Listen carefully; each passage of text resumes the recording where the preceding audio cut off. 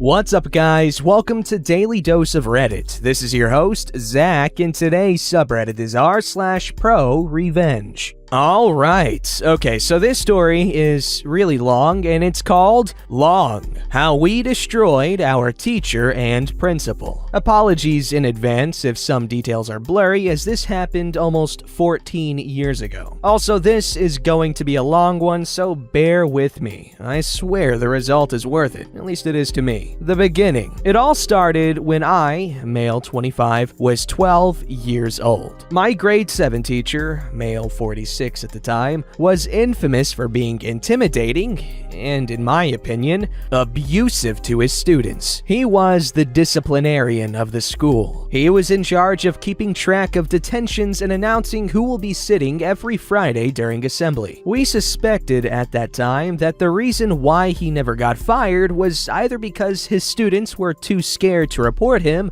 or because of the fact that the principal was his brother-in-law. Reasons why I hated him. He was constantly making vaguely racist remarks, complaining about the New South Africa, and constantly bringing up how his life was better during the apartheid regime. He's a white guy who was raised on a farm. I always felt like he had an issue with me as a person because I'm a practicing Muslim. He would make the class laugh at how funny Muslim women looked with their heads wrapped up. His jokes about Muslims missing out on eating bacon were endless. In fact, he one day purposely stood in front of my desk eating a cheese and bacon panini. He used to often rant about how the school is no longer a pure Christian academy as it once was back in the day. He would say these things and glance at either me, my twin sister, or the black students in the class, who practiced their own African religions. When it was his birthday, my mom encouraged me to buy him a gift. I spent of my pocket money, which was already limited, my parents didn't believe in allowances, to buy him a big slab of chocolate and a long piece of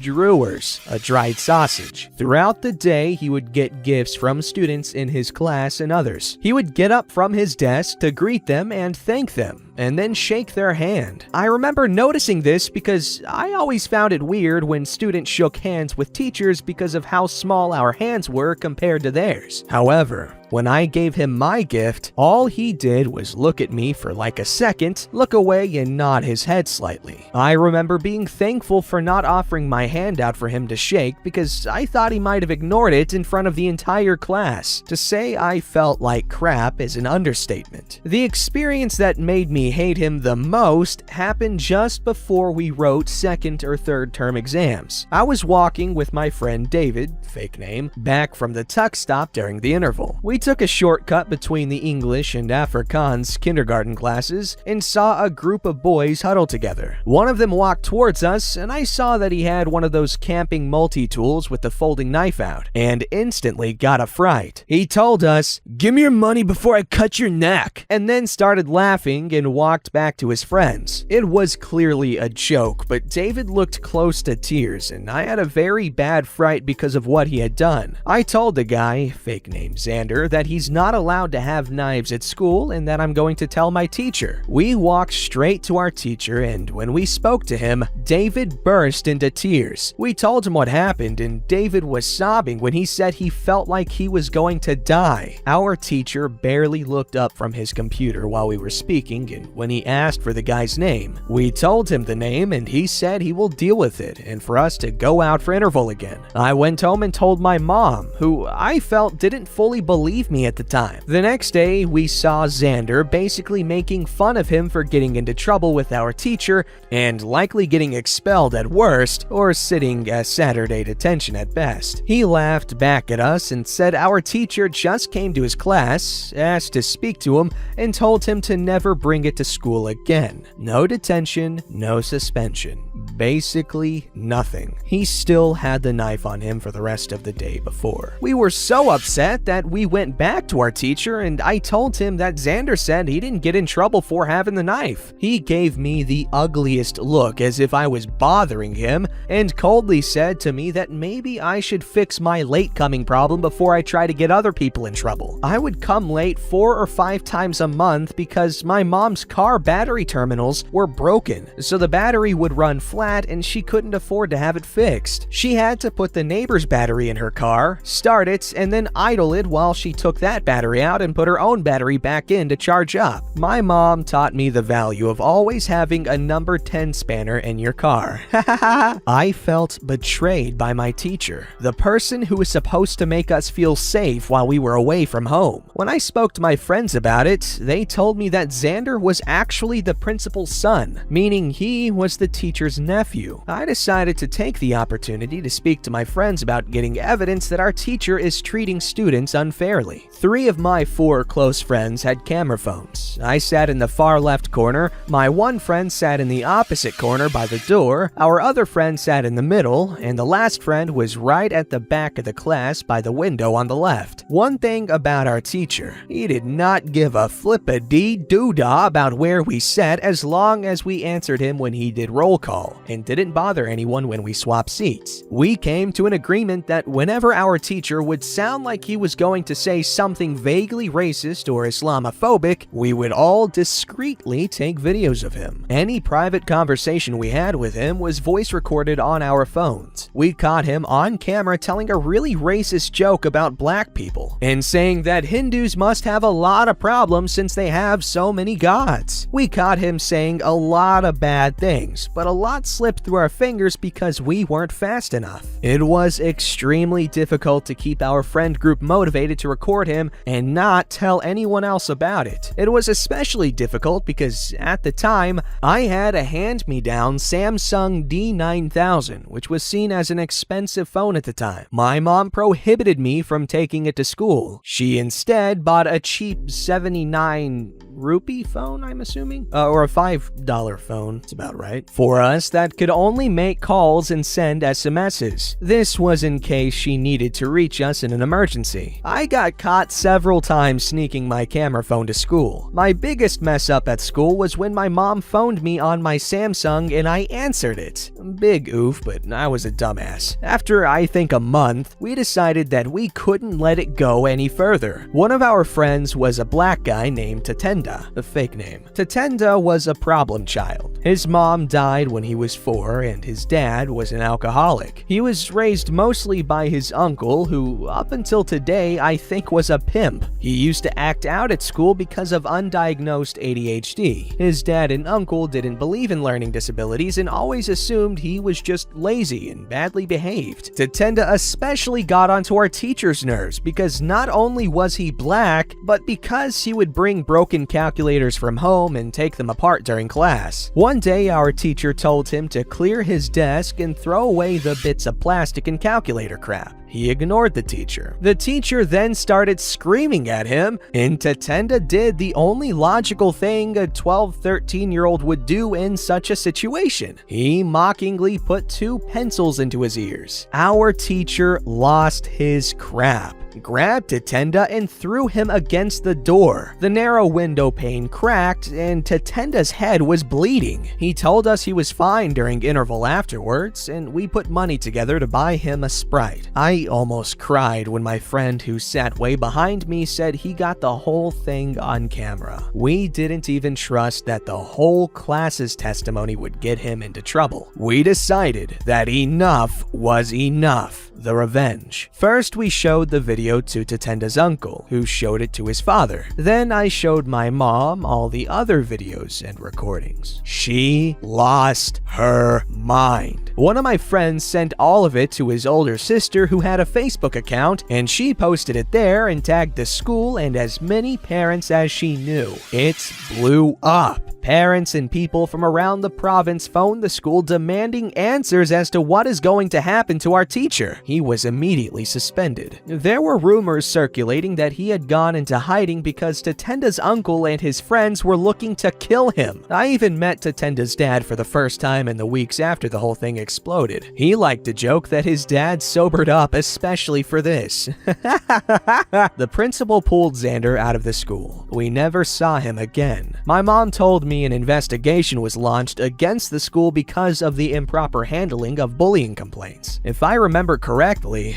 3 English kids in my class alone spoke out against teachers dismissing their complaints of bullying by the Afrikaans kids. We were a mostly white Afrikaans-speaking school with 3 Afrikaans classes, but only 1 English class per grade. They called us Souties, which was short for Soutpeel, which literally translates as Salty Richard. It's a derogatory term for English-speaking white South Africans. It means your one leg is in South Africa, your other leg is in England, so your Richard is hanging in the ocean. We only saw our teacher once after he was suspended. He looked badly beaten up and was accompanied by a policeman and 2 other male teachers so he could gather the rest of his stuff from his class. But it didn't end there. Because so many kids needed the evidence that they were being bullied and nothing was being done because of it, the CCTV footage was brought up. My friend's mother, who was part of the school governing body at the time, told us a few years ago that when they reviewed the footage, it became apparent that the principal was having an affair with one of the grade 2 teachers.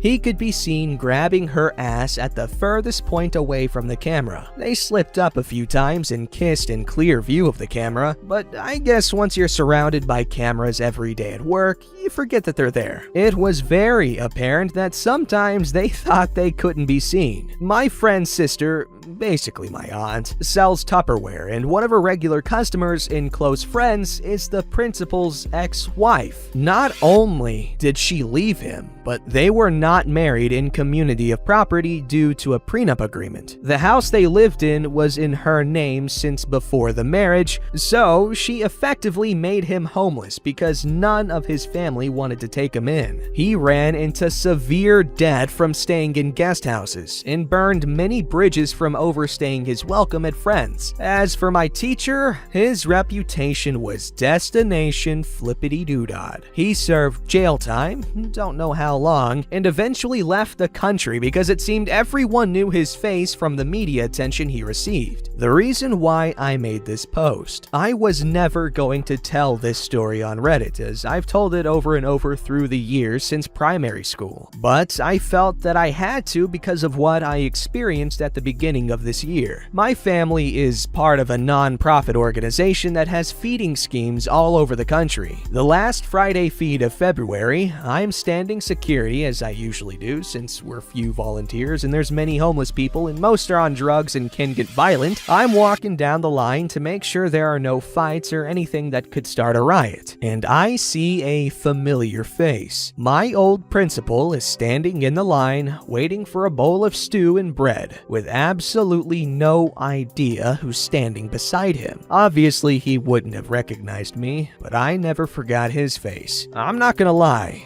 I cried quite a bit behind my sunglasses. Seeing him brought back the feelings I had when I was 12 years old in 7th grade, trying absolutely every excuse in the book to not have to go to school and be bullied by my teacher. So yeah, for those of you who are still reading, this is the end of how my friends and I destroyed the lives of my teacher and principal. If you got this far and are feeling depressed, worthless, or less than your peers, I love you. I appreciate you, and you are seriously freaking awesome. Bye-bye. Well, first of all, really cool story. I mean, stuff that happens and it's not cool, but I'm glad that they got what was coming to them. So that's interesting. So obviously I know that South Africa is, well, it's very Europeanized due to, colonization and stuff like that. I don't know, I just assumed that, because, Islam is very prevalent in Africa. Yes, I know that not all of Africa is the same, but you get what I'm saying. It's just weird to know that, there's still Islamophobia and stuff like that over there. And I definitely got my fair share of crap from it in school because, I went to high school for a few years in a really, really, really tiny town. The entire high school probably had 100 students in it. So yeah, and everyone was suspiciously related to each other. So that's the kind of community I was surrounded by. However, just the freaking racism and just...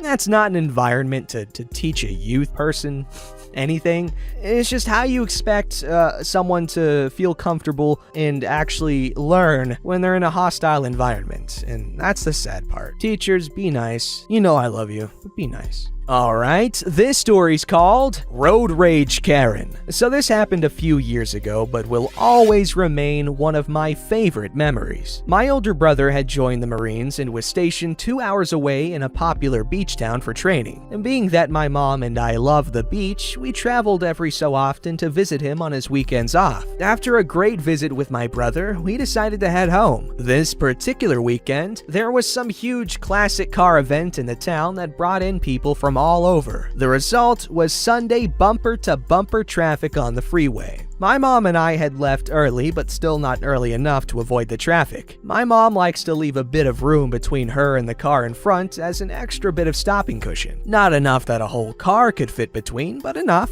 So we're sitting in traffic just talking about life when the car behind us lays on their horn. We look at each other wondering what that's about and turn to look at why the driver was honking. I stare into the eyes of ye old Karen, graying hair and a short bob and everything. This lady is glaring a death glare at our car, honking at us to move forward. Seriously? When I say this traffic was bumper to bumper, I mean it. Any movement from my mom wouldn't have been more than an inch. Apparently, that inch we weren't moving was enough to trigger this Karen's road rage. Mom and I look at each other in shock, asking, "Where does she want us to go?" She mouths, "Bimbo," at us, and we decide to get petty as frazzle ice. Since the slow lane is also the lane cars merge onto, and this lady literally couldn't move around us, we began waving cars in front of us, purposefully slowing down to leave plenty of room for a car or 2 or 10 to merge onto the freeway ahead of us. Every time a car thanks us and pulls ahead of us, we high-five each other in full view of Karen. We've got the music blasting, the windows down, and we are laughing and high-fiving each other left and right, waving much more grandy than needed and smiling at each driver that's smiling back at us. We even made sure to look back at Karen and smile. She sat, stewing in her car and calling us every name under the sun. Eventually, the lanes merged into one lane, and my mom and I took an exit towards home that had very few cars. Meanwhile, Karen's route took her on the same road that most of the other cars were headed down, which meant that she still had to deal with bumper to bumper while we cruised on home. It was the most enjoyable traffic jam I've ever been in. Now, that does sound like a good time. There aren't many bonding experiences as strong as when you're laughing at dumb people with other people.